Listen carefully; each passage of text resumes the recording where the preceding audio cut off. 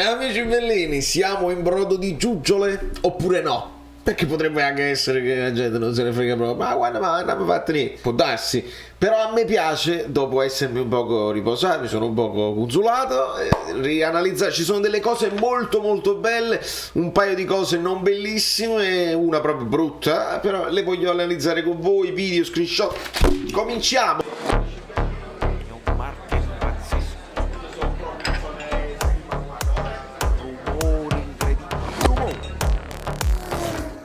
Allora, l'inizio forte del mio... Giovanni, per esempio, è l'ultimo iscritto. Giovanni Simeone? Sei proprio tu? Iscrivetevi al canale, come hanno fatto anche questi altri amici qua. Vedi come la palla scorreva. Roba di... ci vogliono le palle per giocare a pallone alla fine.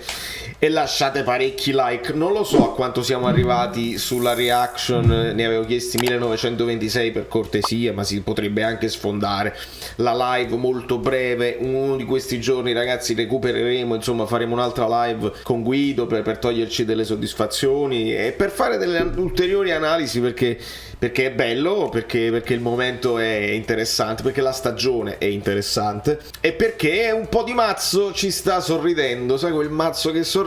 Lo tenevo il mazzo, che poi Spalletti che dice cioè, fa il mazzo così, ma tenevo pure il mazzo che sorride da qualche parte. No, era questo il mazzo che... sì, vabbè, comunque lasciamo. Potrei fare tutto il video così, pure potrebbe essere una cosa simpatica, ma invece no, con un Ambrabam andiamo, perché voglio fare le pagelle, voglio parlarvi di questa partita di nuovo per chi non l'avesse fatto, eccetera eccetera. Le cose belle, allora tra le cose belle vogliamo fare una cosa brutta. Allora, una cosa brutta ovviamente che sta girando è questa reazione di Lozano a fine partita, Domenichini che cerca di abbracciarlo e Lozano che lo scosta infastidito. Probabilmente Lozano si aspettava di entrare e noi abbiamo pensato che magari non fosse in grandissima forma, non essendosi allenato per influenza, eccetera eccetera. Evidentemente non l'aveva presa benissimo. Commento questa cosa ricordando anche le altre immagini che abbiamo visto degli spogliatoi del Napoli, dove si esulta con Starace e con tutti, con Lozano che partecipa alla festa, si era fatto pure la doccia. C'è anche un momento in cui salta Zambo Anghissà e si vedono attributi importanti da vero leader in quel video, così, che non posso postare assolutamente, ma si trovano se voi siete pazzi come me che seguite tutto o avete abbonati bellini che vi tengono aggiornati, lo venite a sapere. Ma insomma, un Lozano che evidentemente vuol far parte della festa, che ha bisogno anche lui di essere protagonista in questa squadra. Non accaniamoci, secondo me poi giocherà, segnerà e si dimenticherà.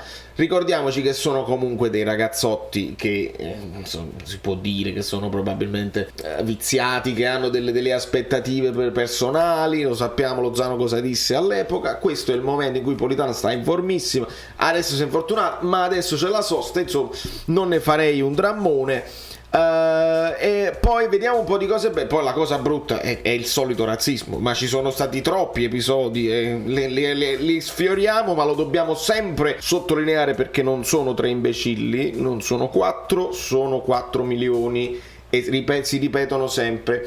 Una cosa bella è Juan Jesus, una cosa bella è sicuramente Juan Jesus, number one, che praticamente, vedi, a differenza di Lozano, lui non essendo parte della partita partecipa alla festa in questo modo anche nei social. Lo fa sempre ed è veramente un leader dello spogliatoio, non c'è alcun dubbio. In un momento in cui le pagine dei giornali parleranno di Rachmani-Kim, allora lui partecipa in questo modo molto bene. Cose belle sono Starace, cose belle è Mario Rui che difende da solo, cioè che si va a prendere e ammazzare, difende da solo praticamente Kvaratskhelia dopo il fallo da rigore. Kvara la botta l'aveva presa, resta a terra, dopodiché lo aggrediscono quelli del Milan. Mi ha ricordato un pochino quella storia Gattuso-Hamsik, no? Hamsik giovanissimo, Kvaratskhelia giovanissimo, e quindi tu, questa è pure l'esperienza, no? Sapere attaccare quello più forte che però ha meno esperienza, e così lo avvilisci e gli lo puoi intimorire. Però Kvara, devo dirvi la verità, si alza subito, si dimentica del colpo preso, del dolore, anche perché poi il dolore, poi l'adrenalina lo scordi, e reagisce. Un plauso a Di Lorenzo che si fa una corsa. Ricordate guardate che non è facile, io lo dico sempre, non è facile essere capitano quando sei difensore laggiù sulla fascia, perché poi devi fare una corsa, sono energie che si sprecano, devi fare una corsa da tutta l'altra parte, praticamente da qui, e Di Lorenzo deve correre fino a qua per andare a difendere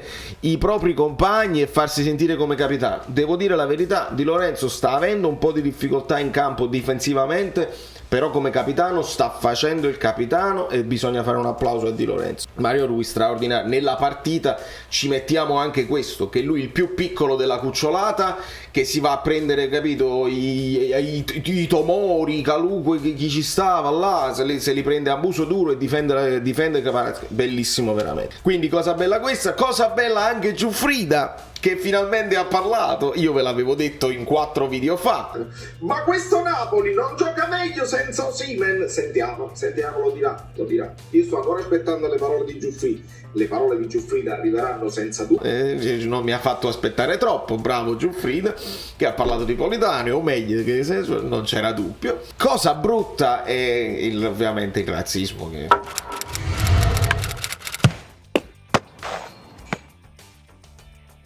non ne parliamo proprio, sempre le cose sul Vesuvio, sempre non siamo napoletani. In una metropolitana ho visto un video dove un signore risponde con grandissima ironia, dice che loro fanno no, non siamo napoletani. Che peccato, ragazzi.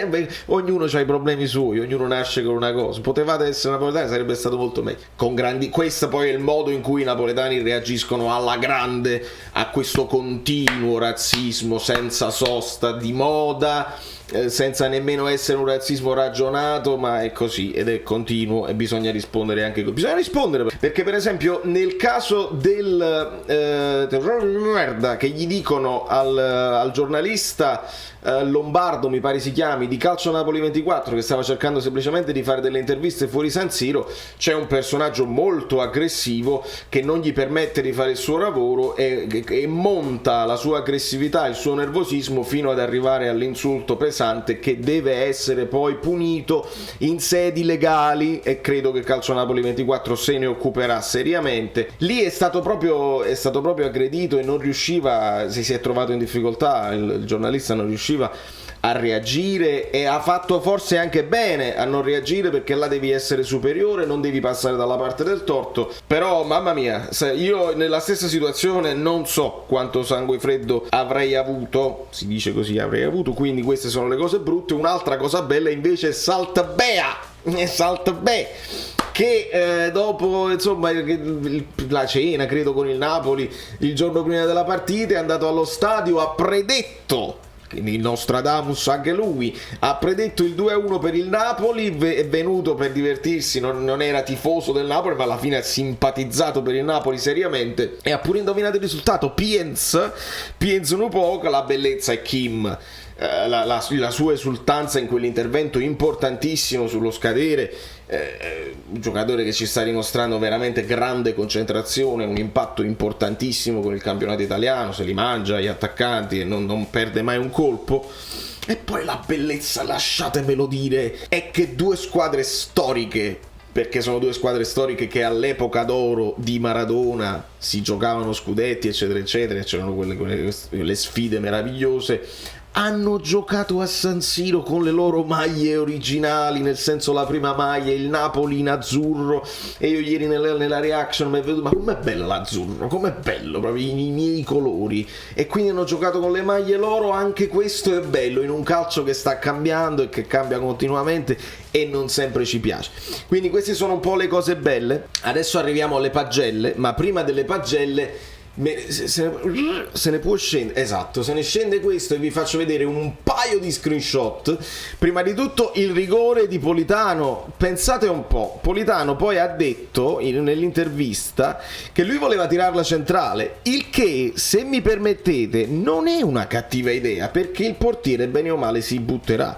Il portiere quando non è indeciso allora si butta, magari perché l'attaccante indeciso tende poi a chiudere, perché è più facile tirarlo a chiudere il rigore. Ecco, in questo caso probabilmente, pensando che il primo l'aveva tirato così in Champions, magari poteva andare dall'altra parte, Politano ha pensato la terza scelta, poi gli è venuta male, e indovinate un po', venendogli male però tenendola bassa, perché quando la tieni bassa è più difficile perché il portiere deve darsi uno slancio, se l'avesse tirata forse proprio centrale come l'aveva pensata, Maignan avrebbe potuto prenderla con i piedi, perché quando poi con lo slancio, quante volte l'abbiamo visto portieri che parano con il piede di richiamo, cioè il piede che rimane centrale, e invece proprio sbagliandola un pochino finisce proprio in quel triangolino tra il braccio e la gamba e il costato, e questo poi è un pochino anche il mazzo della vita che serve per sbloccare la gara. Dopodiché un altro screenshot che mi piace farvi vedere, al momento del cross di Mario Rui, guardate come si comincia a riempire l'area, e questa era una cosa che io avevo chiesto nel primo tempo, perché l'idea di Raspadori non ha giocato nemmeno male, però forse l'idea non funzionava perché poi nessuno andava insieme ad accompagnarlo, e invece in questo caso, dato che si sta insultando Zerbini, io non pensavo di dover fare un video per difendere Zerbini, ma qualcuno evidentemente non ha avuto la sensibilità di capire il momento, di capire il ragazzo, eccetera eccetera. Intanto io vi sottolineo che Zerbini è andato e comunque ha avuto delle difficoltà in difesa, ma come le ha avute tranquillamente anche Di Lorenzo, come le avrebbe avute Lozano sicuramente, o un Elmas, però lui va fino in fondo e tiene poi impegnati, perché poi queste sono frazioni di secondo, i vari difensori, Tomoru, Kalulu, poi gli stava arrivando Teo Hernandez dietro, in modo tale che Simeone non è solo a dover colpire la palla. Sottolineiamo anche la presenza di Zielinski, che si sta inserendo molto senza palla, cosa che non faceva tantissimo, quindi sì, il discorso del 4-3 che abbiamo parlato con gli amici Bellini va benissimo, ma lui sta comunque facendo un lavoro da seconda punta, da sottopunto, o comunque da mezzala, che si butta moltissimo, quindi molto molto bene. E poi un altro screenshot che vi voglio far vedere è questo qui, dove vediamo l'abilità di Simeone nel galleggiare sulla linea dei difensori e di non farsi trovare in fuorigioco. Osimè, guarda Simeone cose belle che ha fatto in questo finale di partita, dove questo c'è un lancio di Anghissà per Simeone indietreggia, la prende, quindi fa il 9, che non deve essere solamente finalizzatore, che viene anche in conto. Osimhen lo fa, però è un pochino ancora più indeciso sui movimenti, magari si sarebbe buttato direttamente aspettandosi un passaggio in profondità, invece Simeone viene incontro e si butta ancora Zerbin, verrà servito poi Zerbin da Simeone e Zerbin tirerà in porta, anche perché poi c'era l'aria a vuoto e quindi ha fatto bene a tirare. Prendi la porta, poi vediamo se il portiere la para, però tu nel frattempo prendi la porta e non è male, e quindi la fa la parata Mariani è l'arbitro che secondo me si prende un 6,5, non si può prendere un voto di più perché quel rigore di Kvaratskhelia era abbastanza evidente, però il VAR serve proprio per questo, se hai la svista poi si appara, e per il resto non mi ricordo cose clamorosissime, sono arrivati i gialli che dovevano arrivare, eccetera eccetera. La partita l'abbiamo bene o male vista e rivista, il primo tempo era tutto del Milan e dobbiamo sottolinearlo. A Meret diamo 8 a Meret, a Navas e a Kepa, a tutti e tre. A Meret diamo 8 perché oltre alla parata importantissima nel primo tempo, che la spizzica sulla traversa, quel tiro di Giroud, c'è un'altra parata su Krunic che secondo me io stesso un pochino sottovalutato, un calcio d'angolo, e lui distinto se la trova addosso, però distinto la smanaccia sopra alla traversa, anche quella è una parata importante. E poi nel secondo tempo farà un'altra parata su un tiro di qualcuno, non ricordo, però mi pare Messias, va giù bene e quindi bene Meret. Poi Giroud ha fatto un pochino delle cose, le ha fatte, ecco perché noi andiamo Meret 8, Peppe senti bene, a Di Lorenzo gli do 6,5, ha sofferto un pochino, però quel mezzo è per il capitano che sta facendo, quindi gli do 6,5.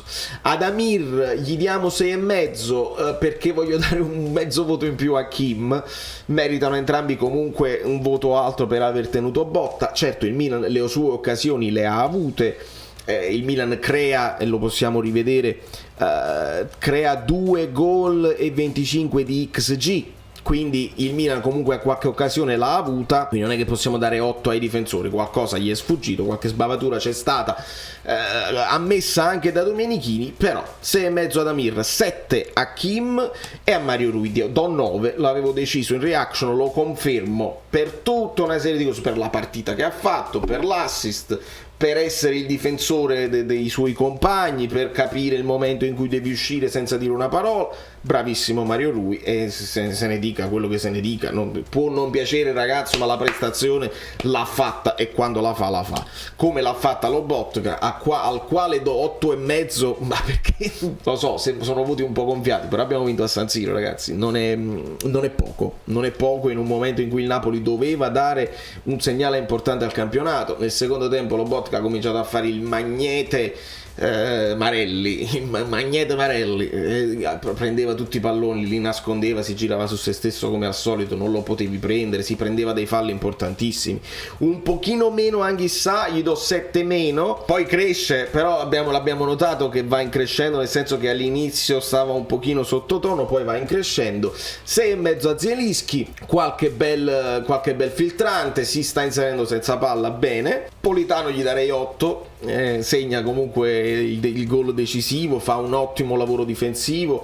Alla fine il Milan ha attaccato molto sulla destra nel primo tempo, con Calabria, quindi cercava di tenere, perché lì eravamo un pochino più deboli con Kvara che cercava sempre di essere propositivo. Si è giocato molto su questa fascia qua, ha tenuto bene Mario Rui. Politano quando però serviva aiutava Di Lorenzo da questa parte, quindi 8 sicuramente a Politano. A Raspadori io darei 6, perché alla fine il suo lavoraccio nel primo tempo l'ha anche fatto, forse non era la partita per lui. Non mi è dispiaciuto, non ho visto cose brutte come abbiamo visto con lo Spezia. Secondo me ha fatto delle cose buone, doveva essere meno solo probabilmente in questa fase della partita. A Kvara non meno di 7,5, perché sì, qualche volta si interstardisce, qualche volta cerca un dribbling in più, ma alla fine la sblocca lui con una sua intuizione, con un suo dribbling personale che fa fuori Serginho Dest.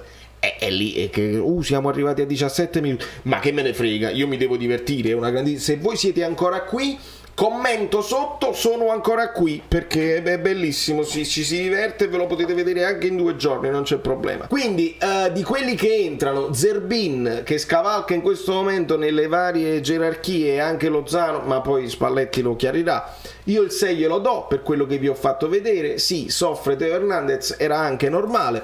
Simeone gli diamo 8 gol partita, fa quella cosa da attaccante, da centravanti, un gol bellissimo tra l'altro. Non ho capito perché è stato ammonito, qualcuno nei commenti me lo potrà dire. Senza voto Elmas, senza voto Ndombele. Forse a Ndombele glielo voglio dare un 6. Peppe, mettiglielo un 6 a Ndombele, perché mi è sembrato sul pezzo. Voglio dare un po' di voto a questo ragazzo che adesso deve proprio entrare così, quindi gli voglio dare merito a questi anche pochi minuti che servono per prendere confidenza con il campionato. Senza voto Olivera. A Mariani 6,5, a Spalletti do 7. Non lo so se stiamo pigliando anche i voti di Spalletti, ma glielo do il 7 a Spalletti. Si è capito che il Napoli doveva giocarla in contropiede, che il Milan era forte, che il Milan si era preso il pallone, il pallino del gioco, il pallone, e stava facendo la partita. Il Napoli ha tenuto bene, il Napoli ha saputo sfruttare le poche occasioni avute facendo gol, non è poco. Ce ne torniamo convinti, contenti, e ci facciamo questa pausa più tranquilli, e tutte le varie problemi, le cose belle, le cose brutte. Io voglio concentrarmi sulle cose belle. Voi che ne dite? Da New York, Valerio Fluido è tutto, e vi farò sapere. Seguite tutte le cose, il canale Telegram, lasciate i like, Instagram, eccetera eccetera, perché così saprete quando ci sarà questa live improvvisa dove parleremo ancora di altre cose. Ci sono degli schemetti, cose interessanti, che ne dite? Ciao, sono Saveria Solida. Se arriviamo a 15.000 iscritti su YouTube è una cosa di cortesia, ma secondo me dovreste seguirlo anche su Instagram, @ValerioFluido. Fa tutte queste cose, credi? Sei iscritto pure a TikTok? Prendi più, dai, basta, sei cringe. Quante cose.